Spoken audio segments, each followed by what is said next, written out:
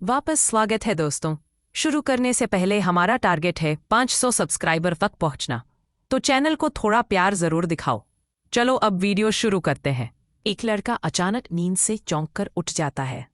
बाहर तेज तेज हवाएं सीटी की तरह चीख रही थी। ऐसा लग रहा था मानो पूरा आसमान ही दहाड़ रहा हो। घबराकर वो फौरन अपने पिता को ढूंढने दौड़ता है। उसके मन में डर बैठ जाता है कि कहीं कोई भयानक तूफान फिर से आने वाला तो नहीं। पिता उसे शांत करते हुए कहते हैं कि जिस इलाके में वे रहते हैं वो सबसे मजबूत दीवारों से घिरा हुआ है, जो किसी भी तूफान को बाहर ही रोक लेगी। लेकिन जैसे ही पिता की बात खत्म होती है, दोनों सन्न रह जाते हैं जब वे देखते हैं कि बड़े बड़े कचरे के टुकड़े हवा में उड़ते हुए सीधे शहर के अंदर आ रहे हैं। लड़का डर के मारे रोने लगता है और पिता वहीं जड़ होकर खड़े रह जाते हैं। उनके मन में पहली बार शहर की असली सुरक्षा को लेकर डर पैदा हो जाता है। लड़ाई का सीन फिर से शुरू होता है। अम्जो के बिजली से भरे बाल भड़क उठते हैं और जबरदस्त बिजली की लहरें निकलने लगती हैं, जिससे पूरा इलाका ऐसे कांपने लगता है जैसे किसी ने जमीन हिला दी हो। उसकी मौजूदगी से कई लोग सन्न रह जाते हैं, जबकि जोडेन का गुट बेहद उत्साहित दिखता है, जैसे वे इसी पल का इंतजार कर रहे हो। हालात बेहद खतरनाक हो जाते हैं। जो भी जरा भी देर तक रुका वो फैलती हुई तबाही वाली बिजली में फंस सकता है। जोडेन वुडो की ओर देखते हुए कहता है कि अम्जो उन लोगों की मिसाल है जिन्होंने ताकत पाने के लिए अपनी सबसे कीमती चीज को कुर्बान कर दिया, और वे दर्शक बनकर उस हताश फैसले को आखिर तक देखेंगे। साथ ही वो ये भी ऐलान करता है कि सब खत्म होने के बाद वो वापस आकर गार्डियन सीरीज ले जाएगा। रूडो अम्जो के बारे में और पूछने के लिए आगे बढ़ता है, लेकिन बैंड्स ठंडे लहजे में जवाब देता है कि उनके लीडर को इस बारे में कुछ भी नहीं पता।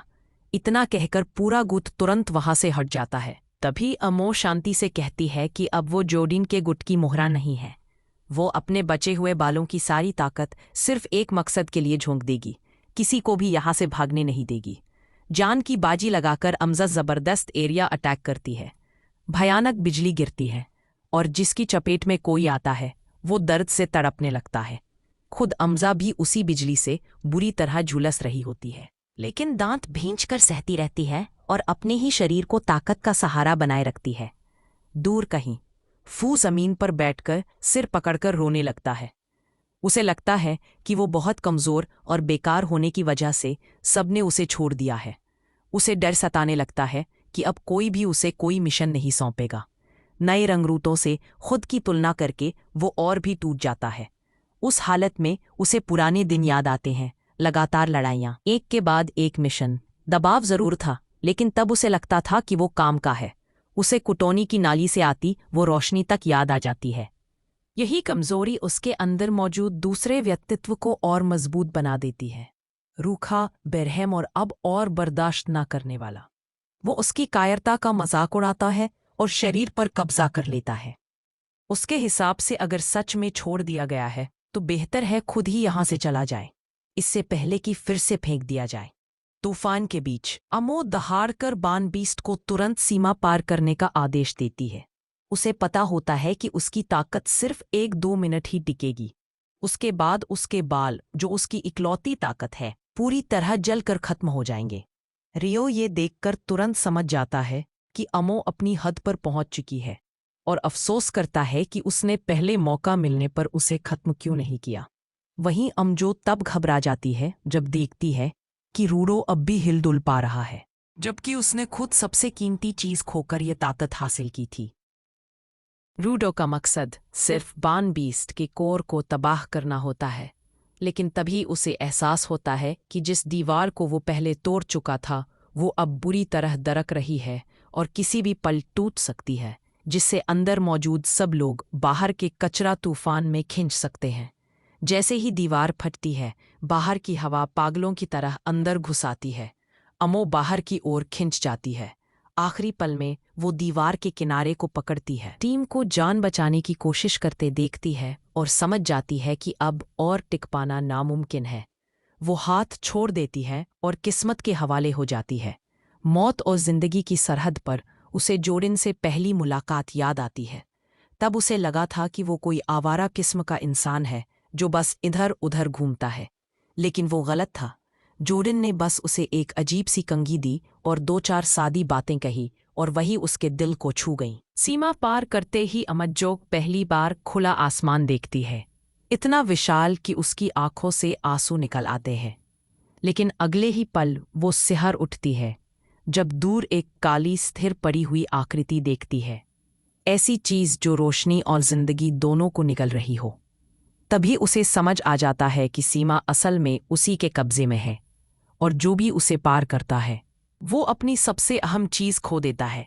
आखिरी पल में अमज्जो बस यही चेतावनी जोर्डन तक पहुंचाना चाहती है।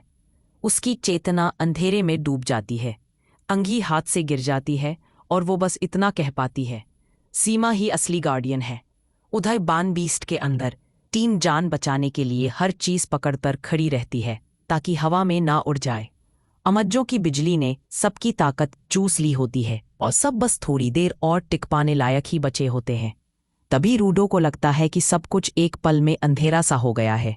ठीक उसी वक्त गिटा दर्द की वजह से आई लंबी बेहोशी से जाग जाती है। सब चौंक जाते हैं जब वो आराम से ज्ञान का हाथ पकड़े चली आ रही होती है, जैसे मौत पास ही मंडरा नहीं रही हो। सबकी घबराहट देखकर गिटा शर्मिंदा होकर माफी मांगती है कि वो इतनी गहरी नींद में थी। लेकिन इसके बाद सबको राहत मिलती है क्योंकि सब जानते हैं कि गिटा की ऊर्जा कितनी खास है। ब्रो की इजाज़त मिलते ही गिटा लेवल 3 तक अपनी ताकत बढ़ाती है, बीच तूफान में कूदती है और उसका शरीर फैलकर एक विशाल जानवर जैसा बन जाता है।